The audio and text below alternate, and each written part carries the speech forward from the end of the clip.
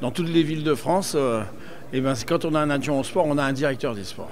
Et si cet attelage ne fonctionne pas, les politiques sportives ne fonctionnent pas. Donc, naturellement, nous sommes des complices du quotidien. Et ça, c'est vraiment essentiel. Ensuite, la deuxième question qui nous est posée, c'est comment on lui donne une dynamique nationale. Comment, sur un certain nombre de sujets, on est capable de parler de la même voix.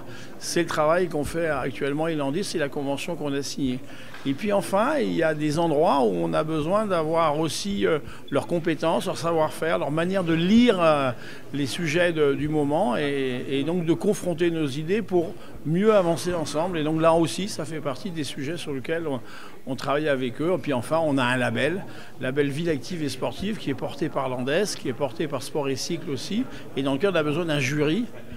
Et finalement, nous, dans notre jury, on s'est dit, pourquoi pas faire pareil que l'ANS, c'est-à-dire à l'ANS, vous avez l'État, vous avez le milieu sportif, les collectivités territoriales, le monde économique.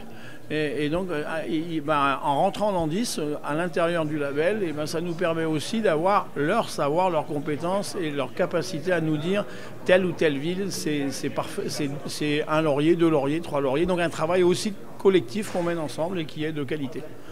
L'Andes est représenté partout, c'est-à-dire à la fois dans le conseil d'administration de l'ANS, mais aussi dans les conférences régionales.